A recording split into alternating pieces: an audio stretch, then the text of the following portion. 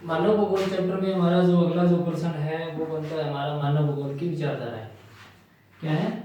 मानव भूगोल की विचारधाराएं। अब विचारधाराएं क्या है? मानव भूगोल के बारे में जो अध्ययन करता थे, जो भूगोल वेता थे, उन्होंने अपने विचार रखे। तो उन्होंने विचार रखे, उसमें पहली जो विचारधारा का नाम रखा निश्चयवाद। उसके बाद में इसके बाद में जो कुछ समय के बाद में इसको नकार दिया गया, कुछ विद्वानों ने नकार दिया, वो हम आगे बताऊंगा क्या है। तो उसके बाद में जो आगे जो विचारधारा है उसका नाम संभववाद रखा गया। उसके बाद में नव नियतिवाद रखा गया। ये तीनों विचारधाराएं बहुत ही महत्वपूर्ण है एग्जाम की दृष्टि से देखा जाए तो।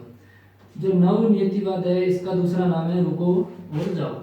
तो पहले हम क्या करेंगे? निश्चयवाद। निश्चयवाद में क्या होता है? विद्वान जो विचार रखते हैं अपनी पुस्तक के माध्यम से और जिन्होंने अपनी परिभाषाएं दी है मानव भूगोल के अध्ययनकर्ताओं ने, उसमें क्या है? निश्चयवाद। प्रारंभ में मानव आदिमानव अवस्था में था, उसने प्रकृति के अनुसार समय को डाल लिया। यानी जो पहले जो विद्वान हुए उन्होंने अपनी मानव भूगोल के बारे में परिभाषा लिखी, उसमें कहा गया है कि मानव आदिमानव अवस्था में था, उसने प्रकृति के अनुसार अपने आप को डाल लिया। यानी जहाँ अधिक ठंड पड़ती है वहाँ उसने अपने उस क्षेत्र को छोड़ दिया या उस क्षेत्र के हिसाब से अपना मकान बना लिया। उसके बाद में जहाँ अधिक गर्मी पड़ती है तो वहाँ उस मानव ने उस स्थान को या तो छोड़ दिया, अन्य स्थान पे चले गए, या फिर उसी प्रकार उसने अपना जीवन यापन है करना शुरू कर दिया। उसके बाद में अपने समय को डाल लिया। मानव प्रकृति को सुनता था, यानी मानव है वो प्रकृति का गुलाम था। यानी मानव जो प्रकृति कहेगी वो मानव को करना पड़ेगा। यानी मानव पहले करता भी था, उसकी पूजा करता था। प्रकृति की पूजा करना, जैसे तूफान आ गया, देवी देवता के आगे अरदास करना। उसके बाद में अगर किसी क्षेत्र के अंदर बरसात नहीं हो रही है तो पूजा पाठ करवाना। इस प्रकार की बहुत सारी जो मानव है वो क्रियाएं करता था। उसकी प्रकृति का गुलाम था।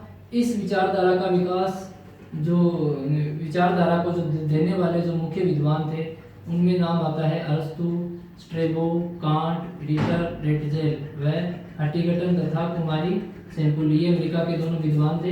इस विचारधारा को लोकप्रिय बनाया।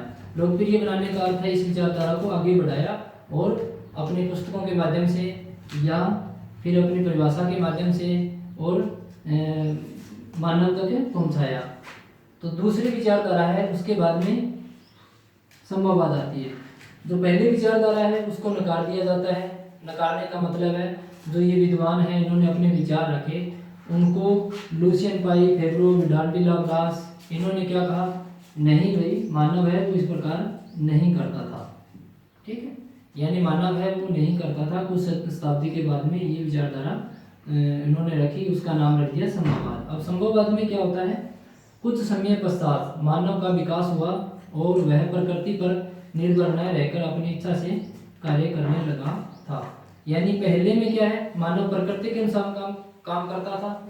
दूसरे में संभववाद के जो विचारक है उन्होंने क्या कहा कि मानव है वो प्रकृति पर निर्भर नहीं है, वो अपनी इच्छा से कार्य कर रहा है।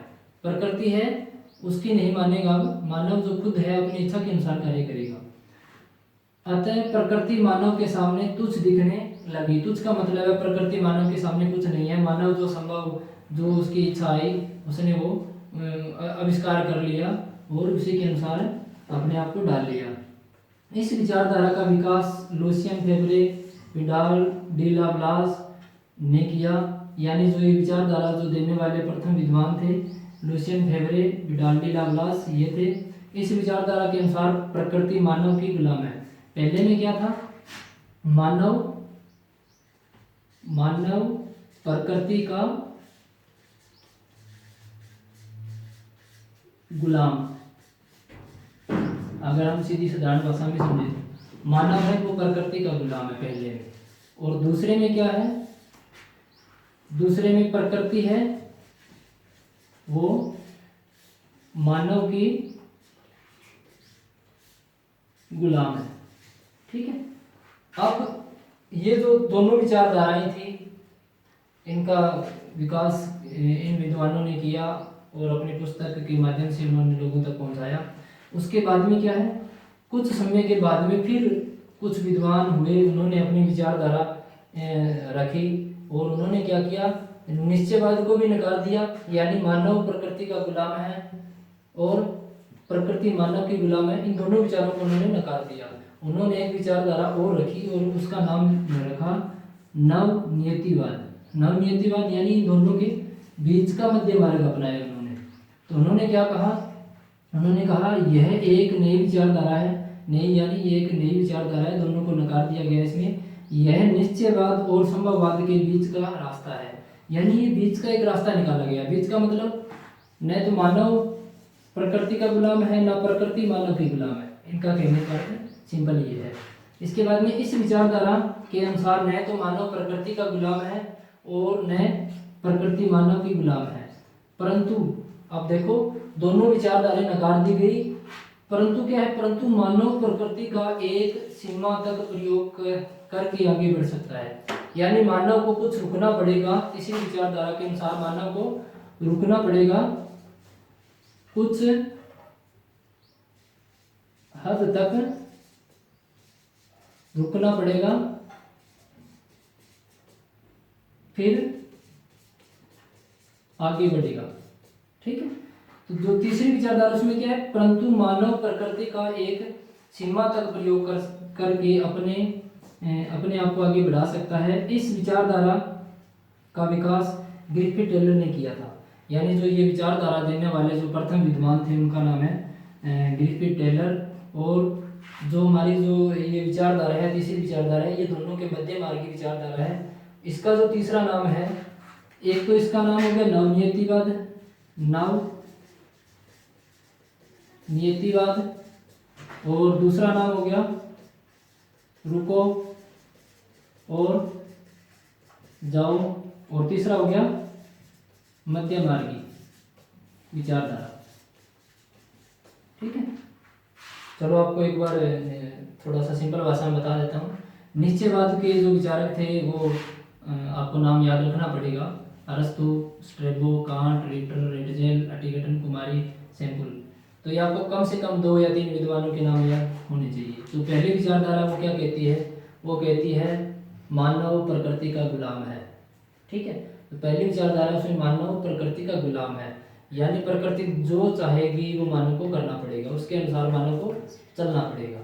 जैसे पहले क्या होता था, मानव का इतना विकास नहीं हुआ था, आदि मानव अवस्था में था, वो जंगल में निवास करता था और जैसा भी उसको वातावरण मिलता था उसमें अपने आप को डाल लिया और वो जीवन यापन करता रहा।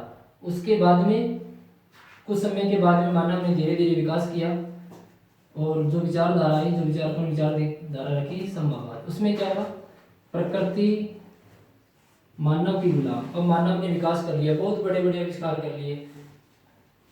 जैसे गर्मी अधिक पड़ रही है तो उन्होंने क्या किया, कूलर का आविष्कार कर लिया, फ्रिज बना लिया। ठीक है। तो इस प्रकार उसने अपना प्रकृति को नकार दिया, यानी प्रकृति है वो कुछ नहीं है हमारे सामने और हम इस प्रकार अपना जीवन यापन करेंगे। या फिर जो बर्फीले क्षेत्र है वहाँ मानव निवास नहीं कर पाता था, तो वहाँ पर भी मानव ने इस प्रकार के मकान आवास बना लिए हैं, तो उसको कोई रहने की दिक्कत नहीं है। उसके बाद में अगर देखा जाए, एग्जाम्पल के तौर पर देखा जाए, रेगिस्तानी क्षेत्र है, पहले कृषि नहीं होती थी, परंतु अब क्या है, अब मानव ने नहरों के द्वारा या बांध बनाकर, डैम बनाकर उस क्षेत्र में पानी को पहुंचा दिया है और वहाँ कृषि भी करते हैं और मानव निवास भी करता है, फसलें भी बहुत भरपूर होती है। उसके बाद में जो तीसरी विचारधारा है उसमें क्या है, नवनियतिवाद, यानी ये दोनों विचारधाराएं अब बिल्कुल ही नकार दी गई है। और जो ये विचारधारा देने वाले हैं उनका नाम है ग्रिफिथ टेलर। उन्होंने क्या किया, उन्होंने कहा ना तो मानव प्रकृति का गुलाम है, ना प्रकृति मानव के गुलाम है, तो मानव को कुछ रुकना पड़ेगा और आगे बढ़ना पड़ेगा। तो आगे का जो टॉपिक है वो हमारा